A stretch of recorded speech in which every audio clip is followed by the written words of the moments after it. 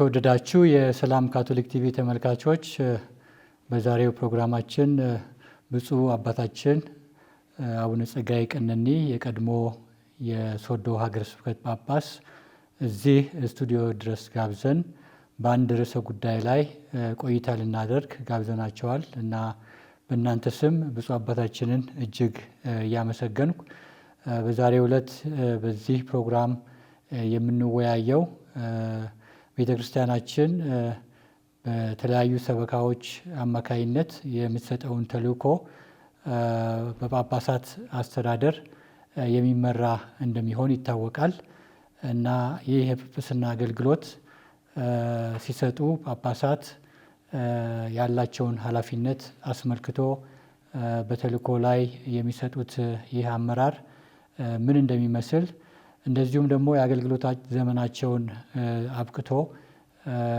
እንግዲህ ወደ ጡረታ ሲሄዱ ያለው ሂደት ምን ይመስላል፣ እንደዚሁም ደግሞ አንድ ሰበካ ጳጳስ በጡረታ ወደ አገልግሎቱን ሲያቆም ያለው የሽግግር ጊዜ ምን ይመስላል፣ ካቴድራው ወይም ማለትም የመንበሩ ባዶ በሚሆንበት ጊዜ ቀኖና ይህንን ጊዜ በምን ሁኔታ እንደሚያስተዳድረው ውይይት ለማድረግ እዚህ ተገኝተዋልና በዚህ ርዕስ ዙሪያ ላይ ውይይት እናደርጋለን። አብራችሁን እንድትቆዩ እየጋበዝን ብፁዕ አባታችንን እንግዲህ ለምንጠይቃቸው ጥያቄዎች መልስ ሊሰጡን እዚህ ስለመጡ እያመሰገንኩት እንግዲህ የመጀመሪያውን ጥያቄ ያደርጋለሁኝ። እርሶም ምናልባት ይህንን ፕሮግራም በጸሎት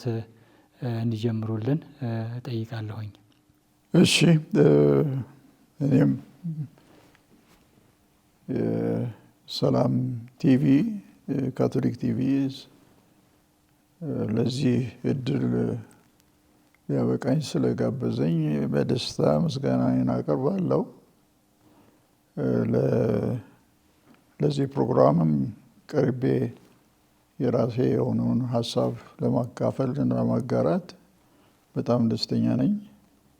ለዚህም እግዚአብሔር ይስጥልኝ እላለሁ። የሁሉም ባለቤት የሆነ ጌታ አምላካችንን ሁልጊዜ በጸሎት በፊቱ መቅረብ ተገቢና ግዴታ ነው ብዬ ስለማመን ፕሮግራማችን በጸሎት እንጀምራለን። በስመ አብ ወወልድ ወመንፈስ ቅዱስ አሐዱ አምላክ አሜን። እግዚአብሔር አባታችን እና የሰማይ የምድር ጌታ የሆንክ ወዳጃችን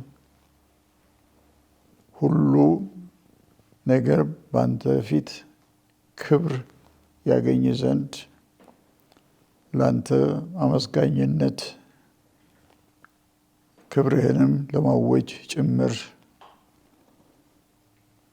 የሚጠቅመንን ተግባር ለማከናወን እድሉን የሰጠህን በስምሪትም ያዋልከን አንተ ነህና ለዚህ በረከትህና ለእንክብካቤ ሁሉ እጅግ አድርገን እናመሰግናለን። አሁንም ደግሞ በፊታችን ያለውን ጊዜ እንድትባርክና ከኛ ጋር እንድትሆን በመንፈስ ቅዱስህም ዓላማችን፣ ተግባራችን፣ ተልእኳችንን ሁሉ እንድትመራና እንድታስተዳድር በአንድ ልጅ በጌታ በኢየሱስ ክርስቶስ እንለምንሃለን። አሜን። ሰላም አሜን። እሺ፣ ብፁዕ አባታችን እግዚአብሔር ይስጥልን። እንግዲህ በዛሬው ፕሮግራማችን በዚህ ቤተክርስቲያን በተልእኮ ላይ የተሰኘ ፕሮግራም ነውና አሁን ያለንበት ጊዜም ወቅታዊ የሆነ ጥያቄም ስላለ በተለይ በዚህ በአዲስ አበባ ሰበካ አገልግሎት ይሰጡ የነበሩት ብፁዕ አባታችን አቡነ ብርሃነ ኢየሱስ ካርዲናል አገልግሎታቸው አብቅቶ አሁን ሌላ ሊቀ ጳጳስ የተሰየመበት ጊዜ ላይ እንገኛለን እና ይህ ደግሞ እንግዲህ ራሱን የቻለ ጥያቄ ይዞ ይመጣል። እንደዚህ የሽግግር ጊዜ ሲኖር በምእመናንም ዘንድ እንደዚሁም ደግሞ በጎ ፈቃድ ባላቸው ሰዎች ዘንድ ብዙ ጥያቄዎች ሊነሱ ይችላሉ። ስለዚህ ይህንንም ለመመለስ በሚል ሀሳብ በዚህ ርዕስ ዙሪያ ላይ ውይይት እንድናደርግ እዚህ ጋብዘኖታል። እርስዎ ረዥም የአገልግሎት ዘመኑን በዚሁ በአዲስ አበባ ሰበካም በኢትዮጵያም ካቶሊካዊት ቤተክርስቲያን ውስጥ ብዙ ሰርተዋል።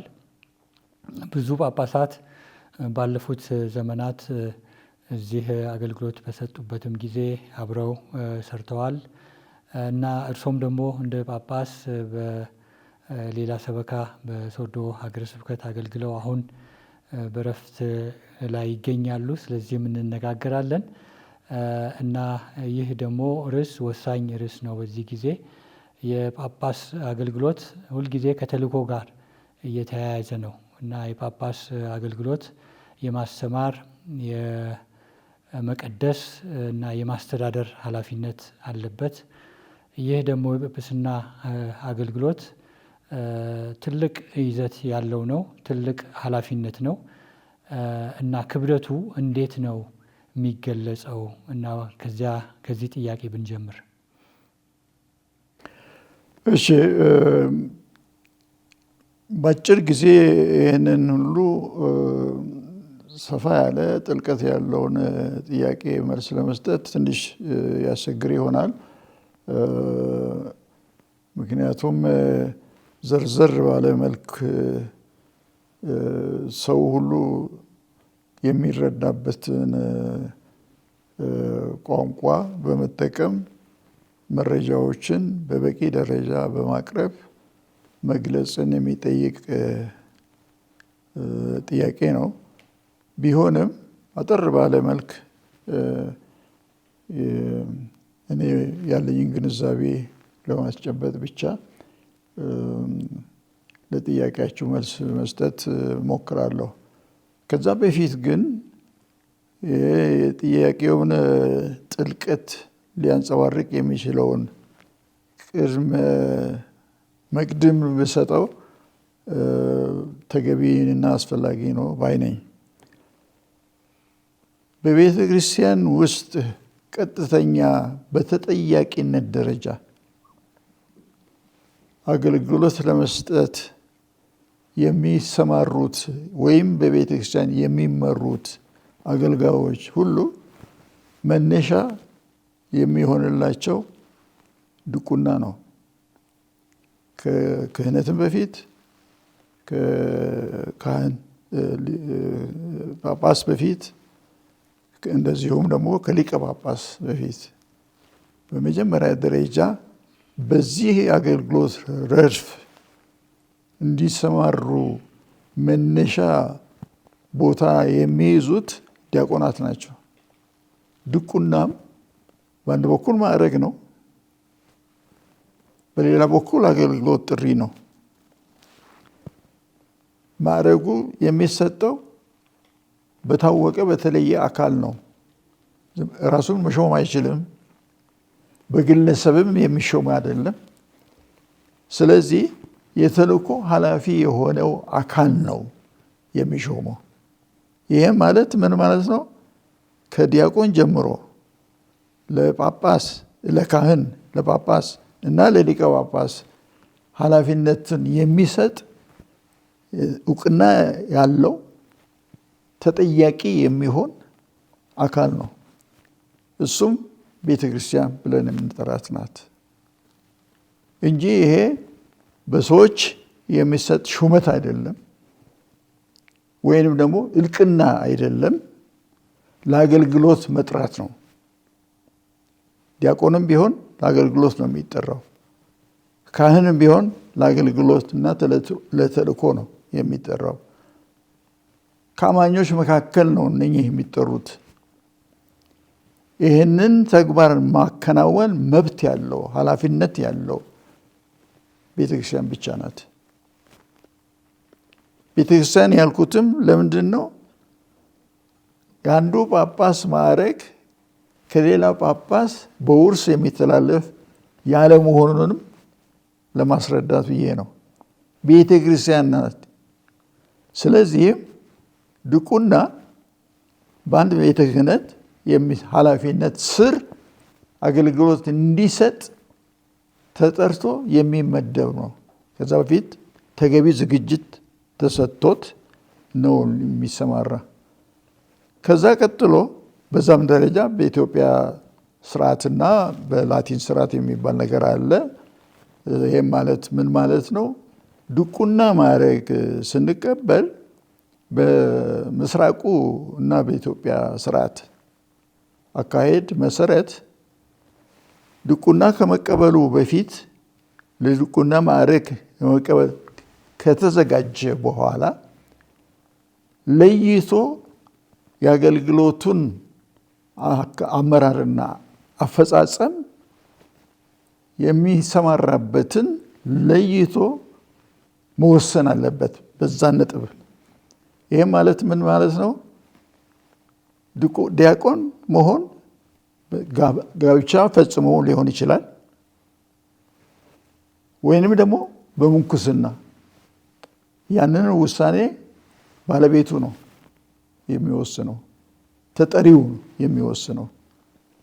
በዛ ላይ ተመስርታ ነው ቤተክርስቲያን የምታጸድቅለት። ስለዚህም ለድቁና ስንቀርብ መጀመሪያ እንለያለን ማለት ነው።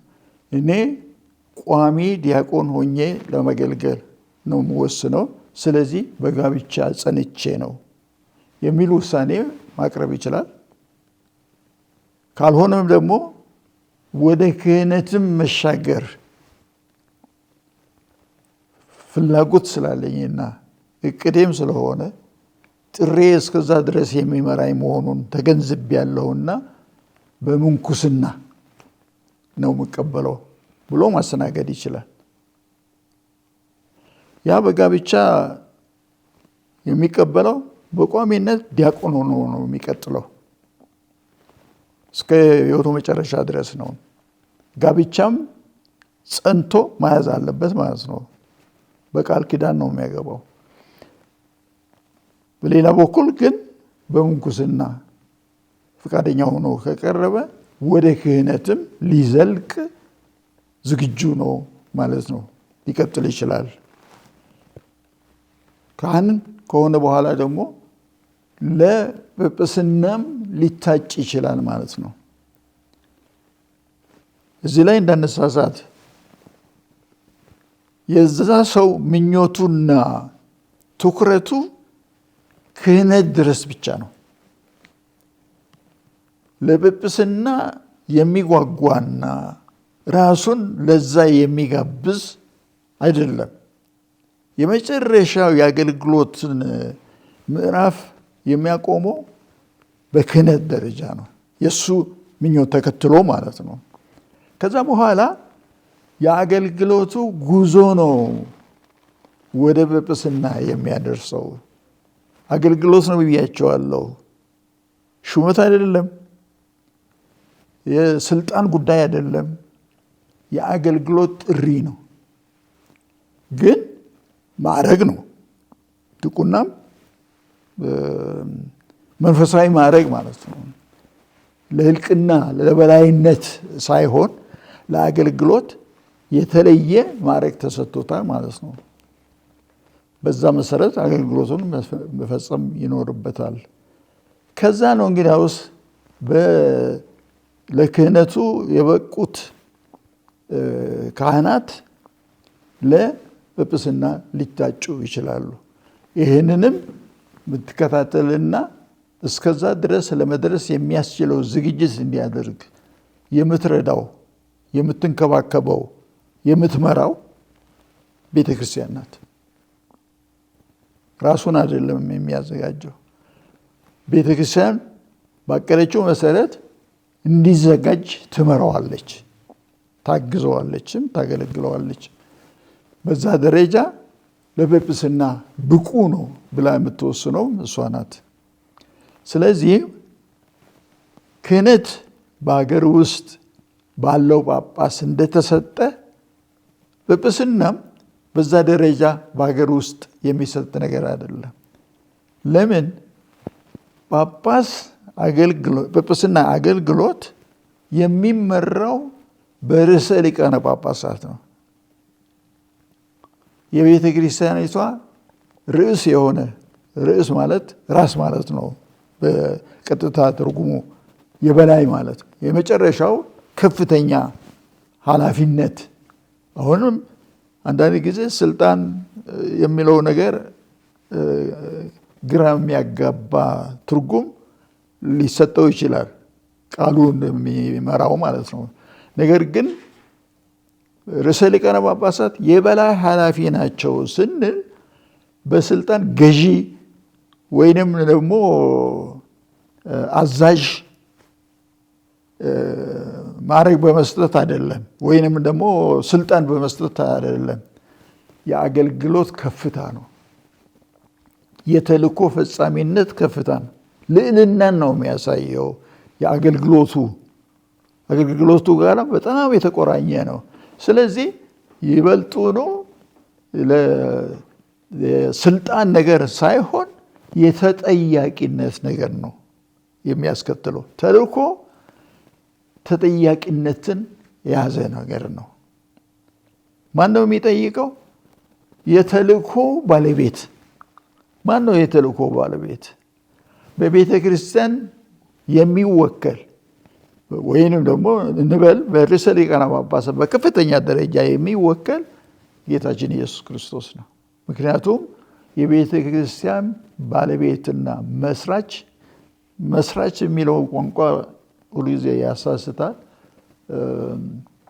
ያሰማራት ቤተ ክርስቲያንን ያሰማራ በመጀመሪያዎቹ ሐዋርያት አማካይነት ነው።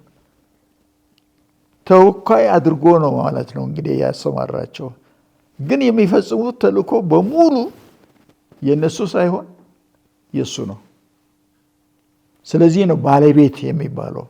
ጌታችን ኢየሱስ ክርስቶስ የተልእኮ ባለቤት ነው። ለምንድን ነው ቤተክርስቲያን የፈለጋት? ሰው ሁሉ ይድን ዘንድ እሱ የጀመረውን አገልግሎት እንድትቀጥል በዓለም ያሰማራት። ስለዚህ የጌታችን ኢየሱስ ክርስቶስን ተልእኮ ነው የምትቀጥለው ማለት ነው ቤተክርስቲያን። ስለዚህ ባለቤቱ የምትሆነው በአገልግሎት ተልእኮ ፈጻሚ በመሆን ደረጃ ብቻ ነው እንጂ በአዛዥነት በፈጣሪነት አይደለም። ሊሆንም አይችልም።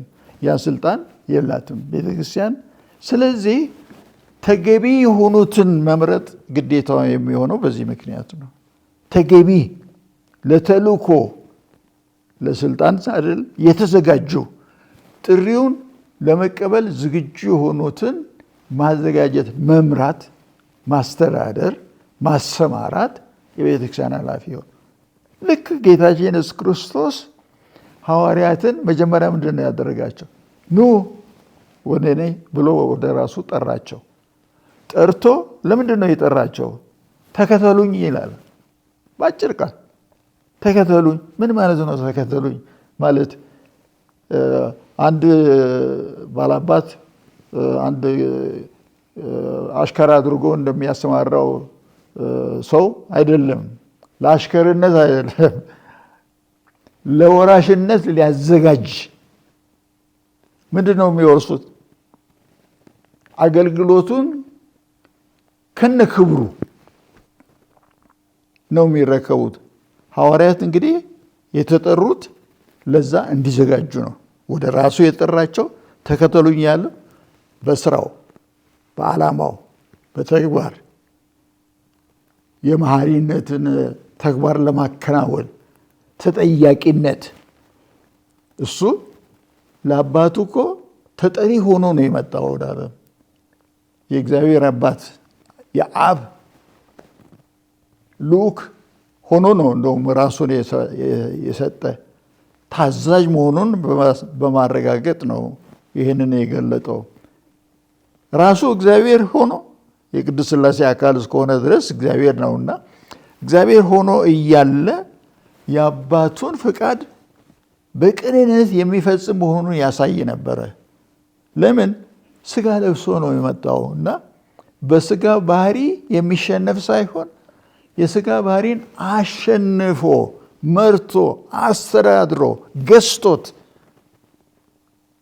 በድል የሚወጣበትን መንገድ ምርጫ ያደረገው በመንፈስ ቅዱስና በአብ መሪነት የተቃቀፉ አንድ ዓላማ ፈጻሚ ሆኖ በመሰለፍ ነው።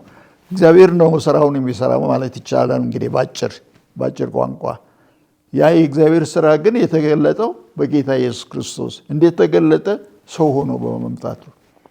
አሁን ደግሞ ሰው ሆኖ ፊቱ ያሉትን ሰዎች ለዚሁ ዓላማ ያዘጋጃቸዋል ማለት ነው። ኑ ወደ እኔ ተከተሉ ያለውም ለዚህ ዓላማ ነው።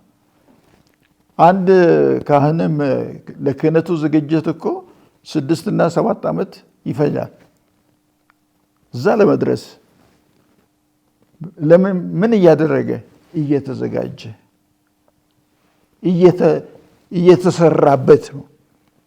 በምንድን ነው የሚሰራ? በእግዚአብሔር መንፈስ፣ በመጽሐፍ ቅዱስ ቃል፣ በእግዚአብሔር ቋንቋ፣ በእግዚአብሔር ዓላማ ጸንቶ መቆም የሚያስችለው ዝግጅት ይደረጋል። ስለዚህም በዛ መካከል ትራንስፎርሜሽን ጭምር አለበት ማለት ነው። በአማርኛ የመለወጡ ባህሪ የሰብአዊ ባህሪውን አሸናፊ እስከሚሆን ድረስ ነው። አሸናፊ ሆኖ እስከሚታነጽ ድረስ ነው ቤተክርስቲያን እንክብካቤ የምታደርግለት ማለት ነው። በዛ መንፈስ ነው ክህነት የሚቀበል። ከዛም ወደ ጵጵስናም ሲተላለፍ ተመሳሳይ ተልእኮ ነው ያለበት። ምንድነው ታዲያ? ለምንድነው ካህን በአንድ ደረጃ ጳጳስ በሌላ ደረጃ የሚታየው? የኃላፊነትና የተጠያቂነት ልዩነት ነው እዚህ ያለው እንጂ የስልጣን ልዩነት አይደለም። ማዕረጉ የተሰጠው ክህነት ነው። በቃ ለጳጳሱም ቢሆን እኮ በክህነቱ ነው የሚመራው። ክህነቱ ያስገኘችለት ስልጣን፣ ኃላፊነት፣ ተጠያቂነት ነው። ከዛ የሚበልጥል እንግዲህ በላጭነቱ የሚመጣው በምን ላይ ነው? ጳጳስ ሲሆን በተልእኮ ፈጻሚነቱ በተጠያቂነትና በኃላፊነት። እንግዲህ ይሄንን በርዕሰ ሊቃነ ጳጳሳት ደረጃ የሚሰጥ ይዘልቃል ማለት ነው። የአገልግሎት ነው የሚለው በዚሁ ሰንሰለት ከላይ የመጣውን እዚህ ፈጻሚ ሆኖ የተላከ። ስለዚህ በአንድ በኩል እንግዲህ ልዑክ ነው ማለት ነው። እና ይሄ ደግሞ ልዑክነቱም የሚገለጽባቸው እንግዲህ ቅድም ያነሳ ነው እንግዲህ አሁን መግቢያ ሰጥተውናልና የማስተማር የመቀደስና የማስተዳደር ኃላፊነት አለው። እና ይሄ ደግሞ ቀላል ኃላፊነት አይደለም፣ መንፈሳዊ አገልግሎት ነው። እና በእነዚህ ላይ ያሉትን ስራዎቹ ወይም አገልግሎቶቹ ቢገልጹልን። የመጀመሪያ እንግዲህ አንድ ጳጳስ የሚያስፈልገው በአገልግሎቱ ስፋት መሰረት ነው እንጂ ክህነቱን ነው የሚቀጥለው። ግን ጳጳስ ተብሎ መሰየም ያለበት የአገልግሎቱ ከፍታና ስፋት። በዚህም ምክንያትም ጳጳስ ሲሾም የተልእኮ አድራሻ ተሰጥቶት ነው። ያለ አድራሻ አይሾምም። በአየር ላይ ዝም ብሎ ለእልቅና ብቻ የሚሰጥ ነገር አይደለም። አድራሻው የት ነው? ሀገረ ስብከት በስሩ ይቋቋማል ማለት ነው። አንድ በከፍተኛ ደረጃ ትኩረት ሊሰጠው የሚገባው የምእመናን አንድነት ያለበት የአስተዳደር ክፍል ነው። አመራር፣ አስተዳደር። ስለዚህ አንድ የሚያስተዳድረው ክፍል ተሰጥቶት ነው ማለት ነው። አስተዳደሩ በምን ይገለጣል? ክቡር አባቴ እንደገለጡት መቀደስ፣ ማሰማራት ጭምር ነው። መቀደስ ብቻ አይደለም። ለክርስቶስ ብቁ አድርገው ምእመናንን ከቀረጹ በኋላ ለተመሳሳይ ተልእኮ ያሰማሯቸዋል። ለምን? ከነዚህ ውስጥ ነው ደቀ መዛሙርት ማበጀት የሚጀምረው። ዲያቆናት ሊመጡ የሚችሉት ተልእኮ ፈጻሚ። ተልእኮ ፈጻሚነት ልክ በጥምቀት መንፈስ የሚጀመር ነው። ተልእኮ መፈጸም ማለት ምን ማለት ነው? ጌታ ኢየሱስ ክርስቶስ ለዓለም ሁሉ ያጨለትን የተመኘለትን መስዋዕት የሆነለትን እስከ ሞት ድረስ ያደረሰው የሰው ልጅ መዳን ነው። ሰው ልጅ ደግሞ መዳኑን የሚያረጋግጠው ሌላውን ለመዳን እየጋበዘ ነው። ስለዚህ እሱ ራሱ ብቻውን መዳን የሚችልበት መንገድ የለም። በተናጠል ደህንነት የሚገኘው የሚደረስበት በተናጠል አይደለም፣ በህብረት ነው። መጀመሪያ ህብረት የሚፈጠረው በጸጋ ጥምቀት ከእግዚአብሔር ጋር ነው። ህብረት የምንፈጥረው ከሱ አንድ አካል ሆነን ከሱ ጋር ነው የምንቀናጀው። ይህም ደካማ አማርኛ ነው። ህብረትን እመርጣለሁ ከቅንጅት የበለጠ አንድ መሆን ማለት ነው። አካል ያን እንግዲህ መጀመሪያ የሚፈጠረው በጸጋ ጥምቀት በአብ በወልድ በመንፈስ ቅዱስ ስም ስንጠመቅ ከሱ ጋር ህብረትን እንፈጥራለን፣ አንድነትን እንመሰርታለን ማለት ነው። ያ አንድነት ያስገድደናል ራሱ ምን የእግዚአብሔርን ተልእኮ መፈጸም። ተመጋጋቢ የሆን አንድ አካል ሆነን እንመጋገባለን። ከዛ አልፈን ሌሎችን ለመመገብ ተልእኮ ተሰጥቶናል ማለት ነው። አውቶማቲክ ነው ይሄ። ያንን አክብሮ ለመያዝ የጳጳሱ ሚና በጣም ትልቅ ቦታ አለ። እንግዲህ ያስተምራል፣ ይቀድሳል፣ ያስተዳድራል። ይሄ ነው እንግዲህ ያውስ መቀደስ ማለት ማስተማር፣ መምራት ማለት ማስተዳደርም ጭምር ማለት ይህን ተልእኮ መፈጸም ነው። ለደህንነት ብቁ ማድረግ ቅድስና ማለት ይሄ ነው። ከእግዚአብሔር ጋር እኮ አንድነትን መፍጠር ማለት ነው ቅድስና ማለት። ምክንያቱም አንድ ቅዱስ እሱ ብቻ ነው፣ እግዚአብሔር ነው። ስለዚህም በሀገረ ስብከት ላይ የሚሾመው በሱ ስር ያሉትን አንዳንድ አገላለጦች አሉ። ለበጎቹ እረኞች መሆን፣ እረኛ መሆን፣ ሊያሰማራ ምናምን። አንዳንድ ጊዜ ትርጉሙን ያሳንሳል። በግ ማለት ለምሳሌ በመጽሐፍ ቅዱስ ቋንቋ ግን በግ ትልቅ ምስጢር የያዘ ነው፣ ትርጉሙ ያለው ነው። በግ ሲባል በኋላ መጨረሻ ላይ ደግሞ በግና ፍየል አድርጎ ነው የሚለያየውና ያ ምስጢሩ ትልቅ ነው።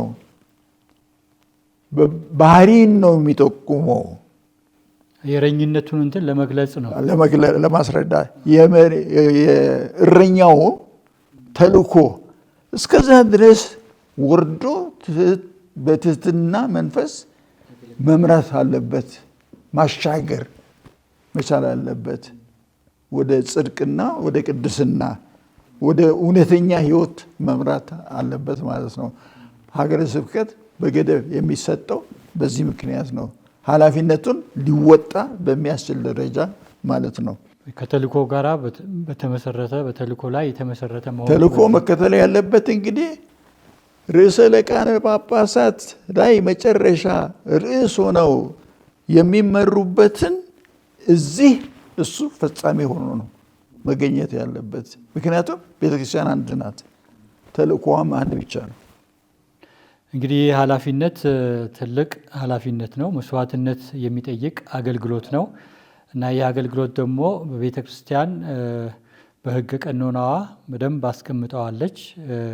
አንድ ጳጳስ ይህንን የማስተማር፣ የመቀደስ፣ የማስተዳደር ኃላፊነቱን ሲወጣ በምን ሁኔታ መሆን እንዳለበት ዓለም አቀፋዊ የሆነ እንግዲህ ሕገ ቀኖና አላት። በዚህ ሕገ ቀኖና ደግሞ ይህንንም ማስተዳደር ፍሬም ተበጅቶለታል። እንዴት መሄድ እንዳለበት ሂደቱም በደንብ ግልጽ ነው። ይሄ እንግዲህ ለዘመናት ቤተ ክርስቲያን ከተመሰረተችበት ከ2000 ዓመት ጀምሮ እያደገ የመጣ እናም በኋላም ደግሞ በተለያዩ ጊዜያት በተለያዩ የቤተ ክርስቲያን ፈተናዎች ተፈትሾ እንደገና በሁለተኛ የቫቲካን ጉባኤም ጊዜ የሕግ ቀኖና በደንብ እንዲሰራበት ተደርጎ ያለ ነው እና ይህ ደግሞ እንግዲህ ያንን ሕገ ቀኖና በሰበካው በማስተዳደር ኃላፊነቱ ላይ ጳጳሱ ይጠቀምበታል። ሰበካውን ለማስተዳደር የተሰጠውን ተልእኮ ለማስተዳደር፣ በሌላ በኩል ደግሞ እሱንም ራሱንም ያስተዳድረዋል። ቀኖናውን ራሱ ጳጳሱንም ያስተዳድረዋል፣ የቤተ ክርስቲያን ቀኖና። ምክንያቱም ቅድምም እንዳሉት ይህ ኃላፊነት አንድ ጳጳስ የሚቀበለው ከሌላ ጳጳስ የሚቀበለው ሳይሆን ከቤተ ክርስቲያን የሚቀበለው ነው የሚለውንም መልሼ ለማምጣት ነው እና ስለዚህ ቤተ ክርስቲያን መመሪያ አላት። አንዳንድ ጊዜ በተለያየ ሀገር እንግዲህ በዚህም በሀገራችን ብዙዎች ጥያቄ ሊኖራቸው ይችላል። እንዴት ጳጳስ ሩቅ ያለ ርዕሰ ሊቃነ ጳጳስ ሊሾመው ይችላል፣ ሊቀባው ይችላል የሚል። ስለዚህ የቤተ ክርስቲያን ደግሞ የካቶሊክ ቤተ ክርስቲያን ደግሞ ኃላፊነት ዓለም አቀፋዊ ነው። ርዕሰ ሊቃነ ጳጳሳት በዓለም አቀፍ ደረጃ የክርስቶስን ወንጌል የምትሰብክ ቤተ ክርስቲያን ራስ ናቸው። በዚህ ኃላፊነታቸው ደግሞ ጳጳሳትን ይሾማሉ። እሳቸውም ይህንን ሲያደርጉት ደግሞ በቤተ ክርስቲያን ስም ነው፣ በክርስቶስ ስም ነው። ክርስቶስ የመሰረታት ቤተ ክርስቲያን እያስተዳደሩ ነው ያሉት እና ስለዚህ ይህ ተያያዥነት ያለው ነገር መሆኑን ገልጸውልናል ቀደም ሲል። አሁን ወደ ጥያቄያችንም እንደው አሁን ወዳለንበት እንትን ለመመለስ አንድ ጳጳስ መንበሩን በአገልግሎቱን ጨርሶ መንበሩን ለሌላ ጳጳስ እንዲያስረክብ ርዕሰ ሊቃነ ጳጳሳት ሌላ ጳጳስ መድበው በዚያ ቦታ እስኪቀመጥ ድረስ እንግዲህ መንበሩ ባዶ ይሆናል ይባላል። ሴዴ ቫካንቴ ይሉታል በላቲን። መንበሩ እንግዲህ ለጊዜው የተመደቡት ጳጳስም ይሁን ሊቀ ጳጳሳት ቦታቸውን መንበራቸው እስኪረከቡ ድረስ ሴዴ ቫካንቴ በመባል ይታወቃል። መንበሩ ክፍት ይሆናል ማለት ነው እና ይህ ሁኔታ እንዴት ነው የሚገለጸው? እንደው ለአጠቃላይ ለምእመናኑ በሕገ ቀኖና ደረጃ የተቀመጠ ነገር ነው እና የሽግግር ጊዜ አለ። ያንን ቢገልጹልን። በመሰረቱ ብዙ እያስተዋልን ባለመፈጸማችን ሊሆን ይችላል እንጂ በየቀኑ የምንደግመው ጸሎተ ሃይማኖት ይህንን እኮ ደጋግሞ እንድናነሳው፣ እንድናስታውሰው፣ እንድንገነዘበው፣ እንድናውቀው ያደርገናል። በጸሎተ ሃይማኖት ውስጥ 4 ነጥቦች የተቀመጡ አሉ፣ ተለይተው የተቀመጡ። ቤተክርስቲያን ምንድን ናት? አንዲት ካቶሊካዊት፣ አንዲት ቅድስት ካቶሊካዊት እና ሐዋርያዊት የሚል 4 ቃላት አሉ። እነኚህ 4 ቃላት የቤተ ክርስቲያንን ባህሪ ነው የሚገልጹት፣ የሚያንጸው ሙሉ በሙሉ ኃላፊነቷን ማለት ተልእኮዋን፣ ጥሪዋን ለቅድስና ነው የተጠራችው። ስለዚህ ቅድስት መሆን አለባት ራሷ። ሐዋርያዊት ናት። ምን ማለት ነው? የሐዋርያ ተልእኮ ፈጻሚ ናት ማለት ነው። ልኡክ ናት፣ መልእክተኛ ፈጻሚ፣ ዩኒቨርሳሊ ማለት ነው። ዩኒቨርሳሊ የሚለውን ቃል ደግሞ እኛ የምንገልጸው ካቶሊካዊት በሚለው ቃል ነው። ስለዚህ እነዚህን 4ቱን ቃላት ሳንነጣጥል ሙሉ ግንዛቤውን ያስጨብጡናል። የእኛንም ኃላፊነት እያንዳንዳችን እንዴት አድርጋ ከሮም ጋር ለምን እንዴት የተሳሰረች ናት? አንዲት ናት ቤተክርስቲያን። የትም ግን አገልግሎት እንድሰጥ ካቶሊካዊት ናት። የትም ለሁሉም ሰው ያለ ልዩነት፣ ያለ አድሎ ሰው ለተባለ ሁሉ። ምክንያቱም ጌታችን ኢየሱስ ክርስቶስ በዮሐንስ ወንጌል ላይ የተጠቀሰው ሰውን ለማዳን ነው የሚለው እንጂ እዚህ ሀገር ተወላጅ የዛ ማዶ ፍጡር አይልም። ሰው የሚለው ሰውን ለማዳን ነው። ስለዚህ ለቤተ ክርስቲያን አገልግሎት የምትሰጥበት ቦታም ሆነ የሰው ልዩነት፣ የመልክ ልዩነት፣ የአቅም ልዩነት፣ ሀብታምነትና ድህነት ይሄ በፊቷ የሚከሰት ነገር መሆን የለበትም። የምታተኩረው የሚታያት ሰው መሆኑን ብቻ ነው። ጥቁር ይሁን ቀይ፣ በዛ መሰረት ነው። የትም ያለውን ደግሞ ካቶሊካዊ የሚለውን ስያሜ የያዘችው በዚህ ምክንያት ነው። ቤተ ክርስቲያን የሚለው በቂ በሆነ ነበረ። አሁን ግን ከኋላ ነው የካቶሊካዊነት መለያ ተደርጎ መውሰድ የተጀመረው። ለምን? ይሄም ቤተ ክርስቲያን መነጣጠል፣ መለያየት በጀመረ ጊዜ ነው እንጂ በፊት ቤተ ክርስቲያን የሚለው በቂ ነበረ። ቤተ ክርስቲያን የሚለው እንግዲህ ምንድን ነው? የክርስቶስ ተከታይ የሆኑት አንድነት ማለት ነው። እሱ በቂ በሆነ ነበረ። ልዩነቱን እንግዲህ በሰው ባህሪ ደግሞ ጣልቃ ገብነት የመጣ ነገር ስለሆነ እሱን ለይቶ ለማስቀመጥ እንዲያመች መሰየማ አድርገው መለያ ተደርጎ ተወሰደ ማለት ነው። ሐዋርያዊት የሚለው ቃል እንግዲህ እኛን የሚመራን ተልእኮ ፈጻሚ ነው። ካህን፣ ጳጳስ፣ ዲያቆን፣ ሊቀ ጳጳስ ጀምሮ ሁለት ነገሮች ይከሰታሉ እዚህ መካከል። ቤተክርስቲያን አንዲት ናት። ስለዚህ ከሐዋርያት ጊዜ ጀምሮ ከዛ መነሻነቱ ያ ነው። ከዛ መነሻነት ጀምሮ እስካሁን እስካለው ድረስ በየሰበካው የሚመደቡት ጳጳሳትም ጭምር ሰንሰለቱ አንድ ብቻ ነው። እርግጥ ለስያሜ የጴጥሮስ መንበር ተከታይ እየተባሉ ርዕሰ ሊቃነ ጳጳሳት ይጠቆማሉ። ዋናው ቁም ነገር ሐዋርያ፣ የተመረጠ ሐዋርያ 12ቱ ማለት ነው። በመሰረቱ በእነሱ ስምሪት ምክንያት ነው እና የተመረጡ አእማድ ናቸው እነኚህ አንድነትን የሚያቆሙ የትም ቢሆን ልዩነት ሳይፈጠር ማለት ነው። ስለዚህ ጳጳሳት የሐዋርያት ሰንሰለትን ተከትለው የሚሰየሙ ናቸው። ምክንያቱም ቅድም እንደጠቀሱት በዚች ቦታ የአዲስ አበባ ሀገረ ስብከት ሲባል ለምሳሌ ጳጳስ የሚመራው ያንኑ ሮም ላይ በርዕሰ ሊቃነ ጳጳሳት የሚመራውን አመራር፣ አስተዳደር፣ ቅድስና፣ ጽድቅ መንገድ አንድ ነው። ልዩነት የለም። በፍጹም ምንም አይነት ልዩነት መኖር አይችልም። ሕገ ቀኖና ምናምን ብለን እንጠቅሳለን ለምሳሌ አይደለም። መመሪያችን እንዲሆን ነው ጋይድ የሚያደርገን። መመሪያ ማለት መንገድ የሚያስይዘን፣ የሚጠብቀን፣ የሚንከባከብ፣ ከመስመር እንዳንወጣ የሚያስታውሰን እና የመንፈስ ቅዱስን ስራ እንዲከሰት የሚያደርግ ነው። ቤተክርስቲያኒቷን ክርስቶስ የሰጠው እንግዲህ መንፈስ ቅዱስን እልክላቸዋለሁ ምን እንዲያደርግ? እኔ ያስተማርኳችሁ እንዲያስተምራችሁ ብቻም አይደለም እንዲመራችሁም ጭምር ነው። በመንፈሱ ውስጥ ያለው አገላለጡ በዚህ ደረጃ ነው።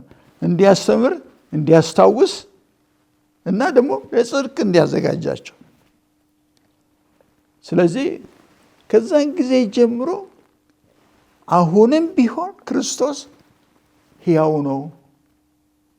በመጽሐፍ ቅዱስም ዘውትር ሕያው እንደሆነ ይጠቅሳል አይደለም። ሕያውነቱ ግን በግዙፍ አካል አይደለም። በግዙፍ አካሉን ቦታ ይዞ እንዲሰማራ ልዑኩ ነው የሚወክለው። ውክልናውን የሚቀበለው ከማን? ከመንፈስ ቅዱስ ነው። አንድ ጳጳስ ለምሳሌ ስነ ስርዓት አለው አይደል? የሚሰጠው ስነ ስርዓት አለው። ቅባተ ጵጵስና ይባላል ከነስያሜ ቅባተ ጵጵስና። ስለዚህ በዛ በመንፈስ ቅዱስ ነው። እጅ በመጫንም ይፈጸማል። ይሄ እንግዲህ የራሱን ውርስ አይደለም የሚያስተላልፈው፣ የመንፈስ ቅዱስን ስራ ነው የሚሰራው በዛ ተግባሩ ማለት ነው። ግን በሰብአዊ መልክ ሊገለጽ መንገዱ ይሄ ብቻ ስለሆነ ነው። በግዙ ክርስቶስ መጥቶ የሰውን ባህሪ እያንጸባረቀ ነበር አይደለም አገልግሎት ሲሰጥ የኖረው። ልክ እንደዛው ማለት ነው። መንፈስ ቅዱስ ነው ግን ስራውን የሚሰራውና አንድ ጳጳስ እንግዲህ በአንድ ቦታ ላይ ተሰይሞ አገልግሎቱን በሚሰጥበት ጊዜ የሚመራው በመንፈስ ቅዱስ ነው። ኋላም በቤተ ክርስቲያን ቅድም እንዳነሳሁት በጋይድ በሚያደርገን ሕገ ቀኖና መሰረት ኃላፊነቱን ማስረከብ ያለበት ጊዜ ገደብ አለው። ለጳጳስ ለምሳሌ 75 ዓመት ዕድሜ በቤተ ክርስቲያናችን ሕገ ቀኖና መሰረት 75 ዓመት ሲደርስ አገልግሎቱን ያቋርጥ ማለት አይደለም። ይህን መለየት አለብን። የተልእኮውን ኃላፊነት ለሌላ መተው አለበት። ኃላፊነቱን መሸከም እዚህ ድረስ ብቻ ይበቃዋል። ለምንድን ነው ይሄ? በሰብአዊ አቅም አኳያ የተወሰነ የህይወት ጉዞ ነው። ይሄ የህይወት ጉዞውን ተከትሎ ከዛ ከወጣ በኋላ ግን ያ የተሰጠውን ሐዋርያዊ ተልእኮነትን የሚቀጥልበት ወንጌል በማስተማር ደረጃ እሱን በተመለከተ ለሱ ጡረታ አይወጣም። ራሱ በራሱ አቅም የተገታ እስከሚሆን ድረስ መቀጠል ይችላል።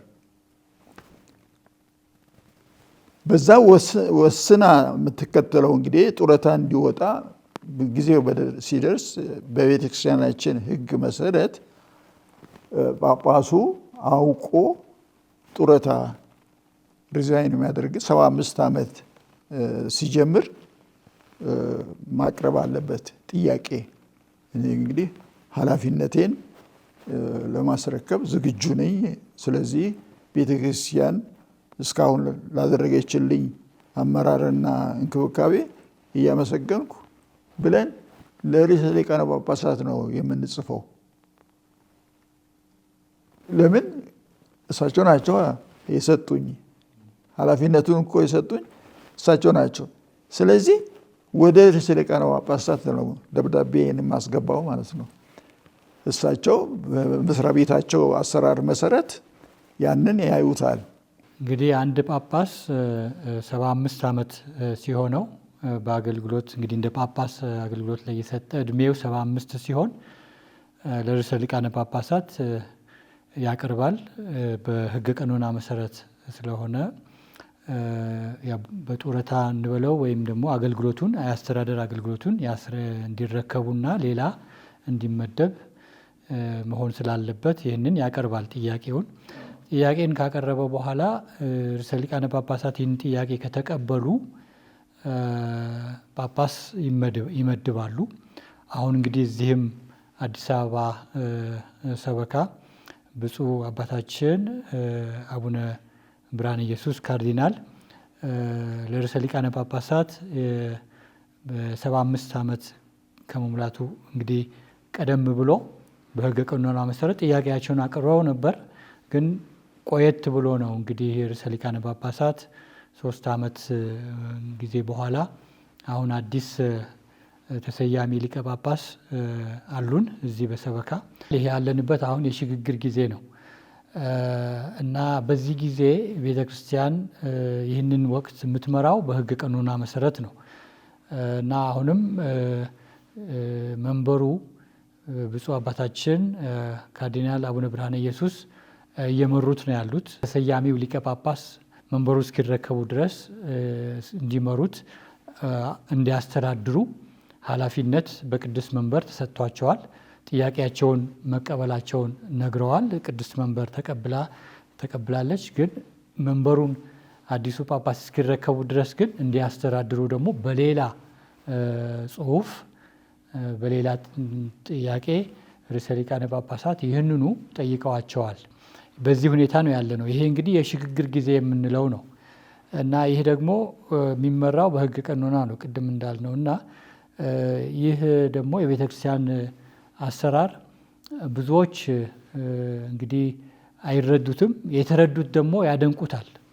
ቤተ ክርስቲያናችን እዚህ በተለይ የአገልግሎት የቅድም እንዳሉት የስልጣን አይደለም፣ የአገልግሎት መንፈሳዊ አገልግሎት የመረካከብ ሂደት ኮሽታ የሌለው እና በሕገ ቀኖና የሚመራ የሰዎች ፍላጎት ላይ ያተኮረ ሳይሆን የቤተ ክርስቲያን ተልእኮ ላይ ያተኮረ መሆኑ ብዙዎች ይደሰቱበታል ካወቁ በኋላ። ያላወቁት ደግሞ እንዲያውቁ ይጓጓሉ፣ ይጠይቃሉ።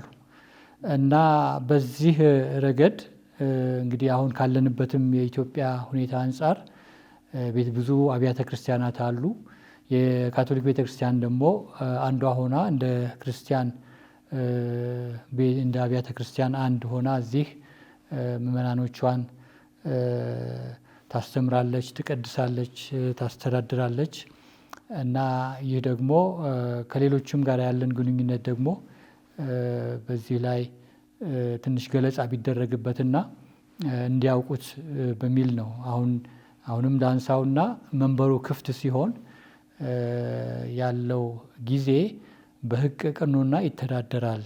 ቤተ ክርስቲያን ትተዳደራለች፣ አገልግሎት አይቋረጥም። አዲስ ነገር ግን ሰፋ ያሉ አዳዲስ ውሳኔዎች ግን አይደረጉም። አዲሱ ጳጳስ መንበራቸው እስኪረከቡ ድረስ የማስተዳደር ኃላፊነቱን ወስደው የሚያስተዳድሩ አባት ይኖራሉ፣ የበላይ ጠባቂ። አሁን እንግዲህ ብፁዕ ካርዲናል ናቸው። አሁንም በመንግስት ደረጃም የሚታወቁት እሳቸው ናቸው። ይህንን እንግዲህ አገልግሎት ግልጽ ተደርጎ ተነግሯል ለሚመለከታቸው አካላት ሁሉ ኦፊሻሊ ተላልፏል። ነገር ግን እንደኛ እንደ ቤተ ክርስቲያን ስናስብ ያው መንበሩ ክፍት ነው እና አዲሱ ጳጳስ ደግሞ መንበራቸውን ይረከባሉ ስንል ምን ማለት ነው? በመሰረቱ ምንም አይነት የአሰራር ስልቶች በሚለዋወጡበት ጊዜ አካሄዶች አሉት። በቤተ ክርስቲያንም እንደዚያው ነው፣ አካሄድ አላት። ካርዲናል ጳውሎስ ነው ካርዲናል አሁን ያሉት ብርሃነ ኢየሱስ እስካሁንም በስልጣን ላይ ያሉት ብርሃነ ኢየሱስ በሊቀ ጵጵስና ነው። ካርዲናል የሚለው ደግሞ ሌላ መልክ የያዘ ነገር ነው። ሊቀ ጳጳስ ናቸው። ሀገረ ስብከቱ ይመራሉ። በዛው አጋጣሚ ደግሞ ሜትሮፖሊታን አርችቢሾፕ ስለሆኑ የቤተ ክርስቲያኒቷም የበላይ ተጠያቂ ናቸው። በመንግስት ፊትም በቤተ ክርስቲያንም ፊት ተጠያቂ ናቸው። የኮንፈረንሱ ፕሬዚዳንት በመሆናቸው ሜትሮፖሊታን በመሆናቸው ማለት ነው። ስለዚህ እድሜያቸው ገደብ ሲደርስ ጡረታ መብታቸውን ለማስከበር ጥያቄ ያቀረቡ ለርዕሰ ሊቃነ ጳጳሳት አቀረቡ። ልክ 75 ሲሆናቸው 75ን ሲጀምሩ ዩዥዋሊ ሲጀምር ነው የምናቀርበው። ግን ከ3 ዓመት በላይ ያንን መልስ ሳይሰጥ ቤተክርስቲያን መልስ ሳትሰጥ አቆየቻቸው። እስከዛ ምንም ጥያቄ የለም። እንግዲህ ተግባራቸውን እንደተለመደው እየቀጠሉ ነው የቆዩት 3 ዓመት። አሁን ከ3 ዓመት እላፊ በኋላ 78ኛቸው ነው አሁን። በዛን ቤተክርስቲያን መልስ ሰጠች። ያው ርዕሰ ሊቃነ ጳጳሳት ማለት ነው ኦፊሻሊ በደብዳቤ መልስ ሰጡ።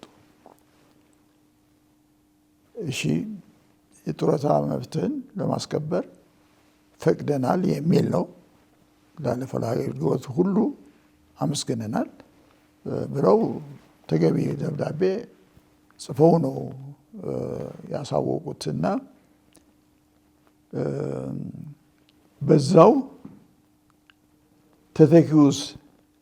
ተተኪውን እንደኔ ለምሳሌ ለጎረቤት አይደለም የሰጡት ረዳት ጳጳስ ስለነበራቸው እዚሁ እሳቸው እንደ መብት አይደለም እንደ ምርጫ ነው መታየት ያለበት። አሁን ህዝብ ማወቅ አለበት። ረዳት ጳጳስ ስለነበራቸው ኦቶማቲካሊ ረዳት ጳጳሱ ወራሽ ሆኖ የሚቀርብ አይነት አይደለም። በቤተክርስቲያን አስተዳደር እንደሱ አይደለም። አሰራሮች አሉት። በሌላ መልክም ሊፈጸም ይችላል። ይሄ ግን እንደሱ አይደለም። ኦግዚለሪ ቢሾፕ ተብሎ ነው አቡነ ተስፋ ስላሴ የቀረቡት። እንዴት በአቡነ ብርሃነ ኢየሱስ ጠያቂነት ነው ይሄ እድል የሚገኘው። ረዳት ጳጳስ የሚሰጠው በጳጳሱ ጥያቄ ነው።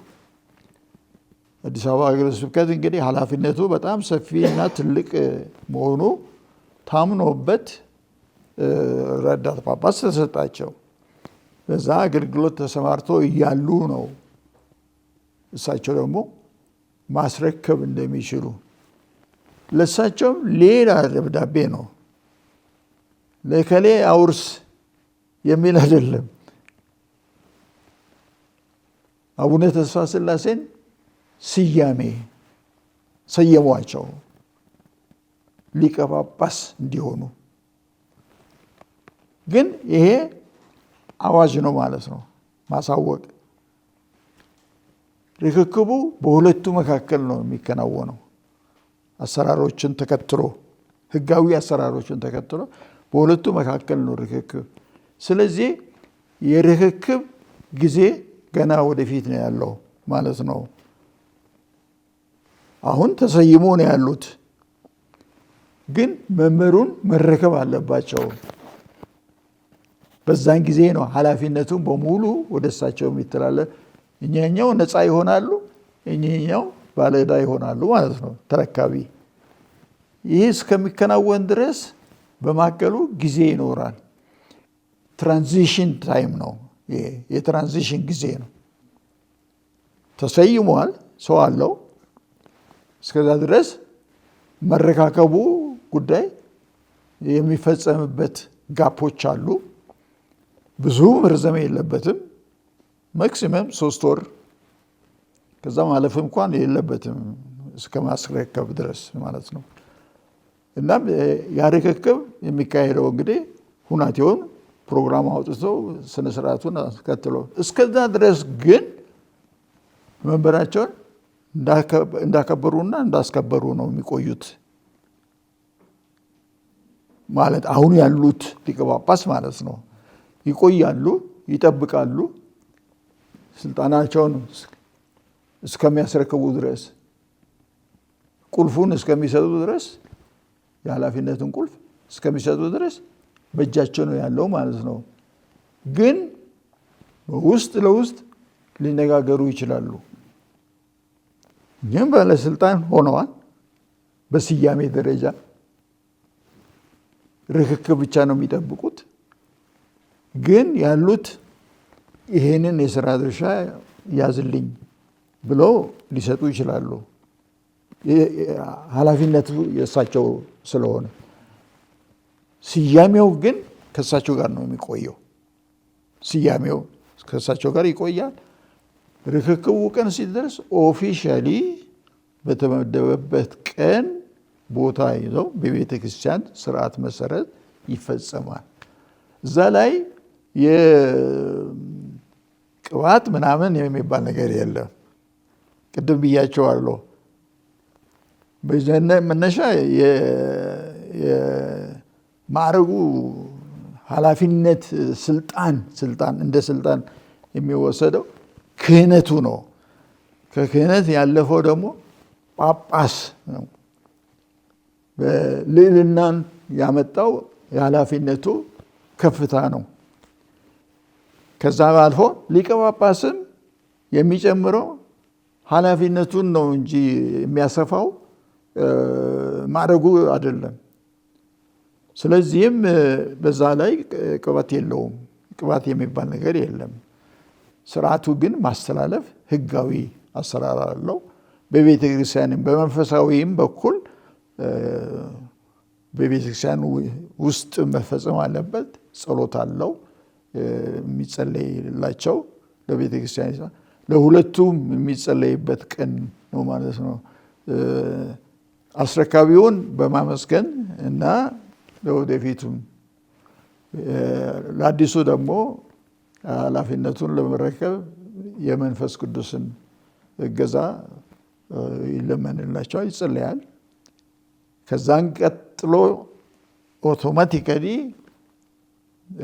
ስልጣኑን ከነማዕረጉ ተረክበውታል ማለት ነው። ኃላፊነቱን ወስደዋል ማለት ነው። በሳቸው ስም ነው የሚጠራው ሁሉ ነገር ማለት ነው።